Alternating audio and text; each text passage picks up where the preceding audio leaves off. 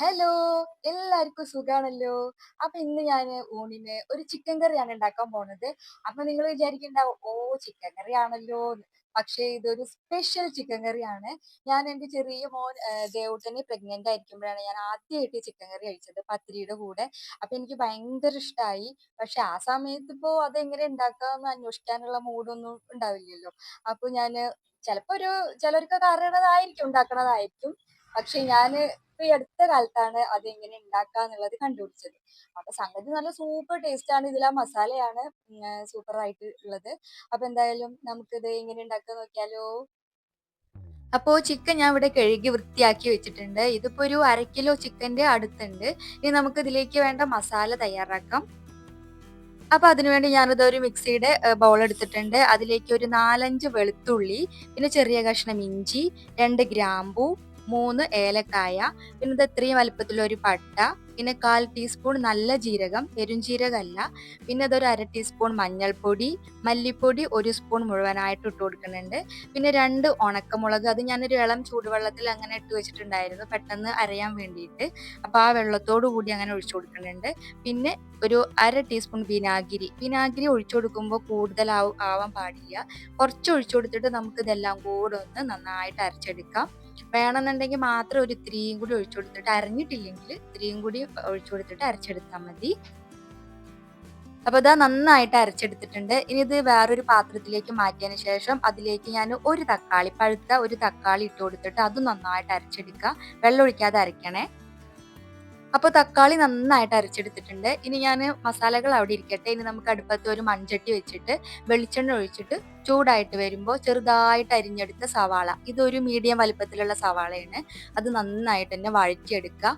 അപ്പോൾ സവാള നന്നായിട്ട് വഴറ്റിയതിന് ശേഷം നമ്മൾ അരച്ച് വെച്ച മസാല ഉണ്ടല്ലോ, തക്കാളി അല്ല കേട്ടോ, മറ്റേ മസാല, അത് ഒഴിച്ചു കൊടുക്കുക. എന്നിട്ട് എല്ലാം കൂടി നന്നായിട്ട് മൂത്ത് വരണം. മസാല നന്നായിട്ട് മൂത്ത് എണ്ണയൊക്കെ തെളിഞ്ഞ് വരണം, അതുവരെ വഴറ്റിയെടുക്കുക. പിന്നെ കുറച്ച് കറിവേപ്പിൻ്റെ ഇല ഇട്ട് കൊടുക്കണേ.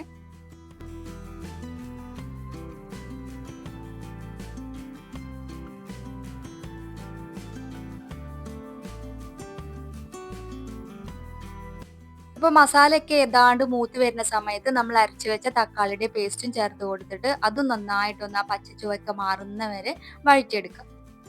അപ്പൊ ഇതാ മസാല നന്നായിട്ട് മൂത്ത് വന്നിട്ടുണ്ട്. ഇനി നമുക്ക് ഇതിലേക്ക് ചിക്കന്റെ കഷ്ണങ്ങൾ ഇട്ട് കൊടുക്കാം. ചിക്കൻ കഷ്ണങ്ങൾ ഇട്ട് കൊടുത്തിട്ട് എല്ലാം കൂടി നന്നായിട്ട് ഒന്ന് ഇളക്കി യോജിപ്പിച്ച് ആവശ്യത്തിന് വേണ്ട ഉപ്പും ചേർത്ത് കൊടുത്തിട്ട് കറിവേപ്പിൻ്റെ ഇലയൊക്കെ ചേർത്ത് കൊടുത്തിട്ട് നമുക്ക് അടച്ചു വെച്ചിട്ട് വേവിക്കാം. ഞാനിപ്പോൾ ഇത് കുറച്ച് ഗ്രേവി വേണമെന്ന് വെച്ചിട്ടാണ്.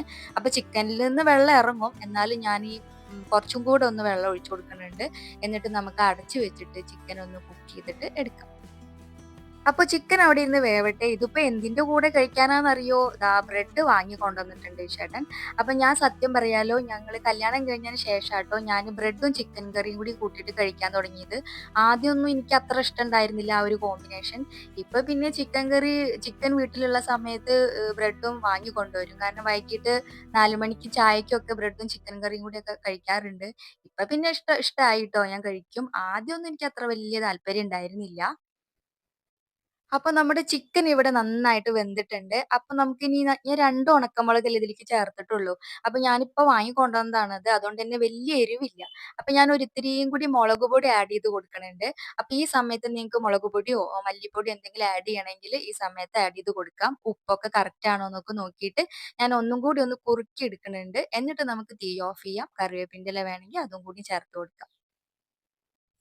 അപ്പൊ ദാ ഞാന് തീയൊക്കെ ഓഫാക്കിയിട്ട് കുറച്ച് സമയം കഴിഞ്ഞ് അങ്ങനെ തുറന്ന് നോക്കിയപ്പോ കണ്ടില്ലേ, നല്ല കുറുകി കറക്റ്റ് ആയിട്ട് വന്നിട്ടുണ്ട് ഗ്രേവിയൊക്കെ. അപ്പൊ ഇത്രയേ ഉള്ളൂ പരിപാടി. നല്ല സൂപ്പർ ടേസ്റ്റ് ആണ്. ഇതുവരെ നിങ്ങൾ ഉണ്ടാക്കി നോക്കിയിട്ടില്ലെങ്കിൽ ഒന്ന് ഉണ്ടാക്കി നോക്കി നോക്കൂ. ഉറപ്പായിട്ടും ഇഷ്ടപ്പെടും. എന്നിട്ട് കമന്റ് ചെയ്യണേ.